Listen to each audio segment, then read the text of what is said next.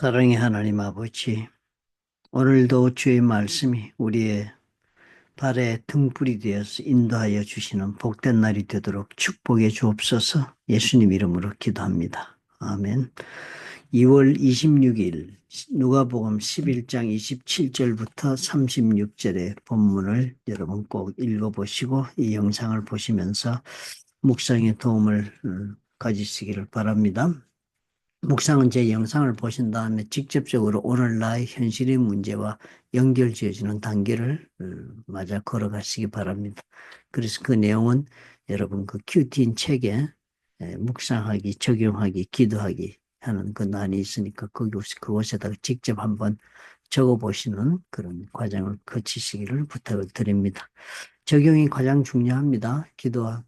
적용한 다음에 또 적용한 대로 그렇게 실천할 수 있도록 기도하는 것도 너무 중요하다 하는 생각이 듭니다. 왜냐하면 성령의 인도하심 가운데 이 말씀 묵상이 자신의 삶 가운데 하나님의 손길을 느끼게 해주는 그런 놀라운 그런 변화가 일어나기 마련입니다. 여러분 꼭 그 과정을 여러분도 같이 경험해 보시기를 부탁을 드립니다. 오늘은 예수께서 말씀하실 때 무리 중에서 한 여자가 음성을 높여 예수님을 축복하는 얘기를 합니다. 당신을 뵌 태와 당신을 먹인 저지 복이 있나이다. 그러니까 예수께서 오히려 하나님의 말씀을 듣고 지키는 자가 복이 있다. 참 이 하나님 말씀을 듣고 지키는 자가 복이 있다. 이 말씀은 세상에 어떤 무슨 영광이나 혹은 또 세상에 어떤 귀한 것이나 혹은 이 모든 것보다도 하나님의 말씀을 듣고 지키는 데에서 우리 삶의 모든 복이 다 나오고 있다. 그 말씀을 듣고 지키면 하나님의 복된 삶 속에서 살 수 있다 하는 그런 말씀을 해주시는 것입니다.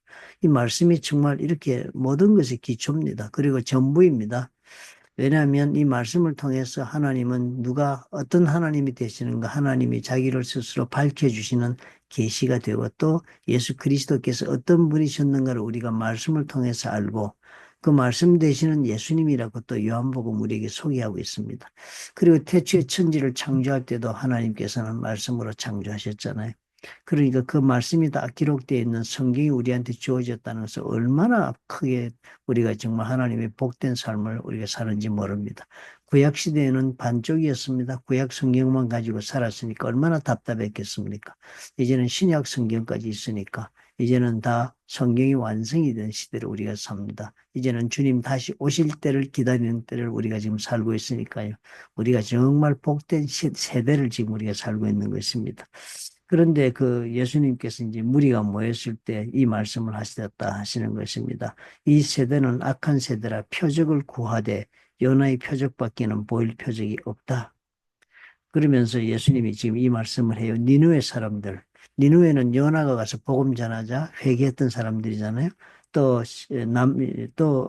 한 사람은 솔로몬의 지혜를 들 땅끝에서 왔던 솔로몬보다 남방 여왕 즉 시바 여왕이잖아요. 그죠?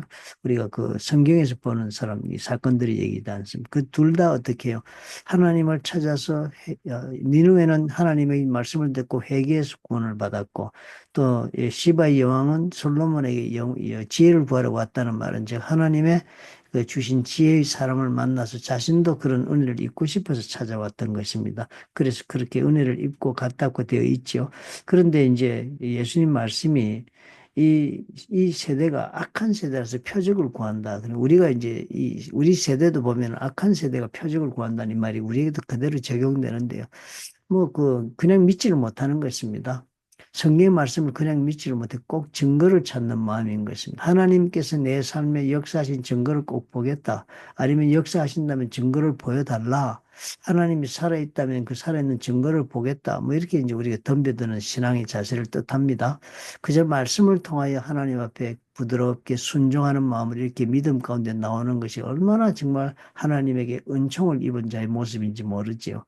뭐든지 보면 믿지 못해서 스트락을 하는 경우가 많습니다. 마치도 하나님을 믿고는 싶은데 믿기지 않는 그런 사람이라면 또 좋은 노력이 되겠습니다. 기도원에 그 기도처럼 양털을 갖다 놓고 기도했잖아요. 하나님 앞에서.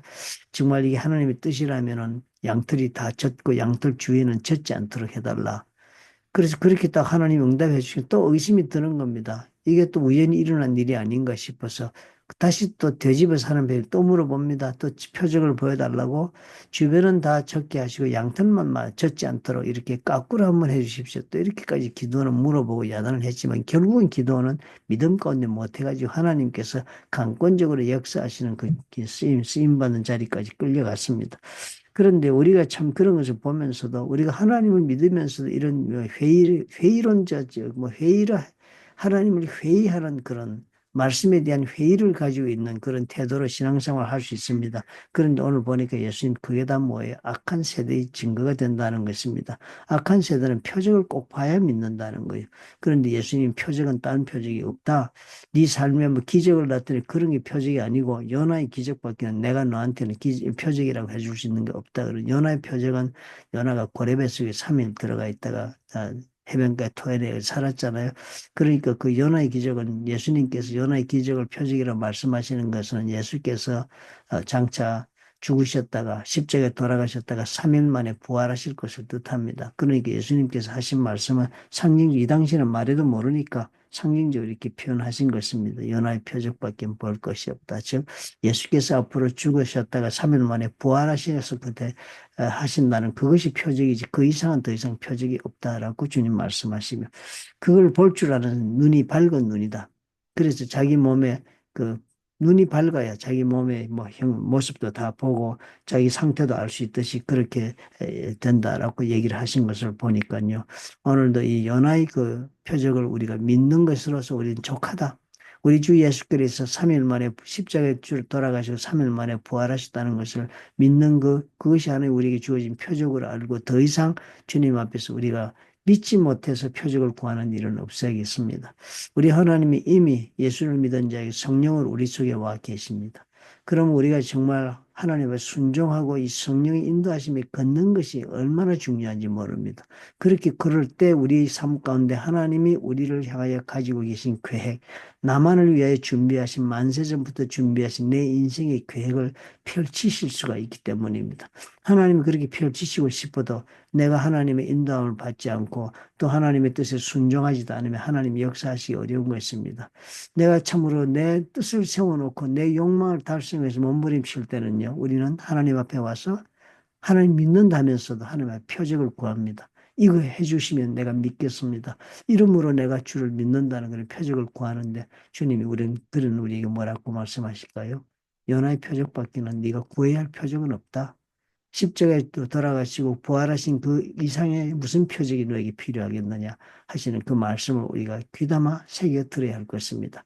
오늘도 우리 마음에 표적을 구하기보다는 성령께 순종하고 동행하는 그런 나의 삶을 하나님 추구하는 우리가 될 수 있도록 하나님께 기도하십시다. 순종하러 걸어가면 하나님의 나라가 내 영혼 속에 임하고 내 영혼 속에 하나님의 나라가 임하시면 하나님의 다스리심이 나를 통하여 내 가정에 내 생업에 내 교회에 내 직장에 모든 것이 이 하나님의 다스리심의 역사가 전파될 것입니다. 오늘 우리가 이 말씀 꼭 기억합시다. 연하의 표적밖에는 예수님께서 우리에게 허락하는 표적은 없다. 좋으신 아버지 감사합니다. 우리는 언제나 하나님을 믿고 예수 그리스도를 믿는다 하면서도 구원받은 자의 삶을 살면서도 얼마나 많은 증거를 표적으로 찾고 있는지 모릅니다. 연약한 우리의 믿음의 표시인 것을 우리가 깨닫습니다. 오늘 예수 그리스도의 말씀으로 새롭게 마음을 추스리고 성령의 오직 운행하심에 순종함을 선택하는 그런 믿음의 길을 걸어갈 수 있도록 축복해 주옵소서. 예수님 이름으로 기도합니다. 아멘. 우리 하나님 앞에 성령에 순종하는 길을 걸을 때 우리가 참으로 하나님의 말씀 가운데 사는 자의 기쁨도 맛보고 그리고 또 우리 삶 가운데서 내 욕망에 사로잡혀서 비통해하거나 혹은 막 갈등하고 이런 것을 벗어날 수 있다는 생각도 듭니다. 우리 하나님과 함께 걸어가는 걸음을 우리가 걷기 위해서 말씀을 매일 묵상하는 일이 그토록 중요하다.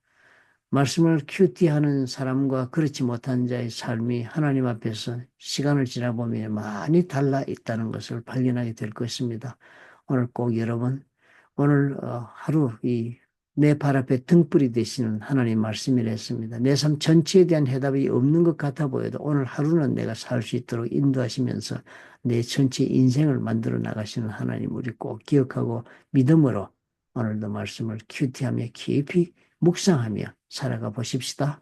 주님께서 우리에게 더 이상의 표적이 없음이 됨을 우리의 삶을 통해서 열매를 보아 알게 되는 날이 반드시 올 것입니다.